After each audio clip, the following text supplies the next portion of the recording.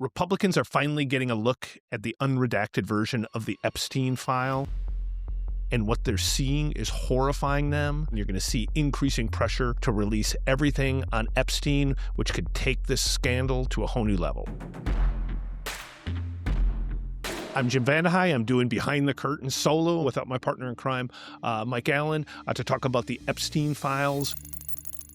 Republicans are now having a very emotional response when they go in there and they read these files and these horrific stories of young girls as young as 9 being sexually exploited by Epstein. These were sick people doing very, very sick things. I saw names of a lot of women, adult women that were recruiting young women and potentially underage individuals. What I saw that bothered me were the names of at least 6 men that have been redacted that are likely incriminated by their inclusion in these files. This is going to have big implications for Trump and for politics right now, because Republicans are going to want this information released. Once you see it, you can't unsee it. And for the first time, they're seeing something and they're saying something, even if it's deeply offensive to some folks inside the White House who'd rather move on from the Epstein controversy. I was on Morning Joe this morning, where almost the entire top of the program was about this topic and this topic alone. Here you have these documents all coming out with lots of people who have been named.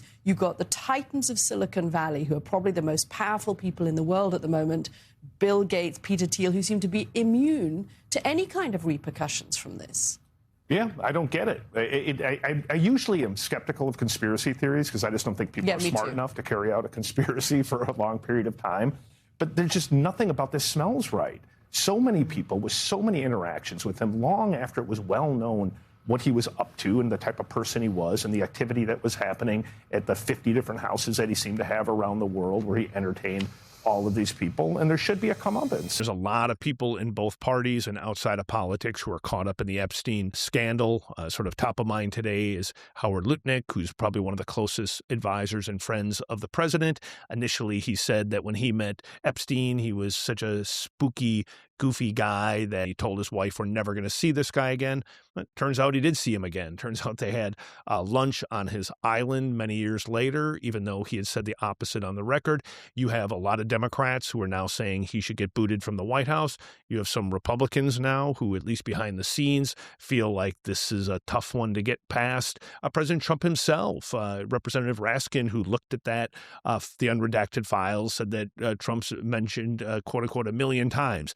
He was being facetious, not 1 million times, but the president is all over it, right? He lived in Palm Beach. He was near Epstein. He'd obviously had interactions with him, photos with him. There's no evidence that there's anything criminal in his interactions with him. There's no evidence with Lutnick that there's anything criminal. But you've seen over in the UK, several top political figures have had to step aside because of their association with Epstein. You've not seen similar comeuppance here in the United States. There's a lot of people in Congress and certainly a lot of people outside of Congress who want answers. The fact that you have this man basically in contact with almost every person in power for a decade plus of time, well after it was known that he was a sexual predator, and certainly even after it was known that he was a convicted sexual predator, and yet nobody seems to be paying a price for it. We still don't know the details about all these interactions that people have had. The more these members of Congress go into these private rooms and look at those redacted files,